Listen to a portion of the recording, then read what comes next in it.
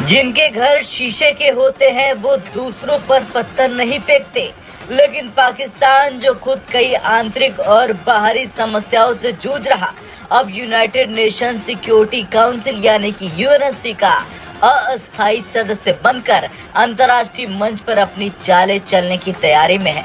जी हाँ, 1 जनवरी से पाकिस्तान ने यूएनएससी की नॉन परमानेंट सदस्यता संभाल ली है। पाकिस्तानी राजनयिक मुनीर अकरम ने घोषणा की कि उनका देश वैश्विक चुनौतियों का समाधान देने में सक्रिय भूमिका निभाएगा। लेकिन असली सवाल ये है कि पाकिस्तान की ये सक्रियता वास्तव में वैश्विक शांति के लिए है या फिर भारत को घेरने के लिए एक नई साजिश। दरअसल पाकिस्तान को जून 2024 में यूएनएससी की अस्थायी सदस्यता के लिए चुना गया था। इसे 193 सदस्यीय जनरल असेंबली में 182 वोट मिले, जो कि जीत के लिए जरूरी 124 वोटों से काफी ज्यादा है। यह 8वीं बार है जब पाकिस्तान को यूएनएससी में जगह मिली। इससे पहले 2012 से 13, 2003 से 4 और अन्य समयों में अस्थायी सदस्य रह चुका है। लेकिन इस बार की सदस्यता खास है। पाकिस्तान न केवल 2026 तक अस्थायी सदस्य रहेगा, बल्कि 1 जुलाई से 31 दिसंबर 2026 तक यूएनएससी की अध्यक्षता भी करेगा। इस दौरान पाकिस्तान को वैश्विक मुद्दों पर फैसले लेने और एजेंडा सेट करने का अधिकार होगा। पाकिस्तान ने हमेशा अंतर्राष्ट्रीय मंचों का इस्तेमाल भारत को बदनाम करने और घेरने के लिए किया है, चाहे कश्मीर का मुद्दा हो, आतंकवाद के आरोप हो या फिर अन्य क्षेत्रीय विवाद। पाकिस्तान ने हर बार यूएनएससी और यूएनएचआरसी जैसे मंचों पर भारत के खिलाफ दुष्प्रचार फैलाने की कोशिश की है।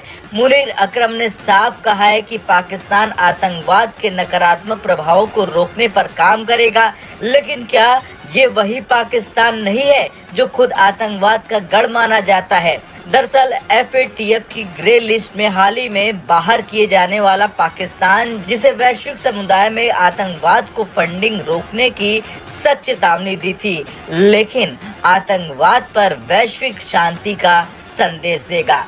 यूएनएससी में अस्थायी सदस्य के तौर पर पाकिस्तान के पास 3 बड़े मौके होंगे, जैसे कि पाकिस्तान अपनी सदस्यता का इस्तेमाल कश्मीर मुद्दे को अंतर्राष्ट्रीय मंच पर उठाने के लिए करेगा।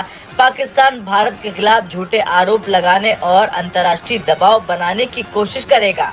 चीन, जो यूएनएससी का परमानेंट सदस्य है, पाकिस्तान का सबसे बड़ा समर्थक है। पाकिस्तान की सदस्यता से चीन को भी काफी फायदा होगा, क्योंकि दोनों मिलकर भारत के खिलाफ रणनीति बना सकते हैं। पाकिस्तान का दावा है कि वो युद्ध रोकने और शांति बढ़ावा देने के लिए काम करेगा, लेकिन अंतर्राष्ट्रीय समुदाय को ये नहीं भूलना चाहिए कि पाकिस्तान खुद कई संघर्षों का जिम्मेदार है। अफगानिस्तान में तालिबान का समर्थन, भारत में आतंकवादी गतिविधियों को बढ़ावा देना और बलूचिस्तान में मानवाधिकार हनन, ये सब पाकिस्तान की सच्चाई है। भारत ने हमेशा यूएनएससी में शांति और स्थिरता को बढ़ावा देने का प्रयास किया है और समर्थन भी किया है। भारत ने आतंकवाद के खिलाफ कई प्रस्ताव लाए और वैश्विक शांति के लिए अहम योगदान भी दिया। पाकिस्तान की सदस्यता से भारत के लिए नई चुनौतियां खड़ी हो सकती है, लेकिन भारत ने हमेशा अपने राजनयिक कौशल और अपनी मजबूत विदेश नीति से ऐसी चुनौतियों का डटकर सामना किया। खैर, कुछ भी हो, पाकिस्तान की यूएनएससी में एंट्री भारत के लिए एक नई चुनौती है। आने वाले समय में पाकिस्तान किस तरह अपनी सदस्यता का इस्तेमाल करता है, ये देखना दिलचस्प होगा। क्या ये भारत को बदनाम करने की एक नई कोशिश करेगा या फिर वास्तव में वैश्विक शांति के लिए एक बड़ा कदम उठाएगा? आप इस पर क्या सोचते हैं? क्या पाकिस्तान यूएनएससी में अपनी सदस्यता का जिम्मेदारी से इस्तेमाल करेगा या फिर वो भारत को घेरने की अपनी नई चाल चलेगा? आपका क्या कुछ कहना है? कमेंट कर जरूर। ब्रेकिंग न्यूज सबसे पहले देखने के लिए सब्सक्राइब करें।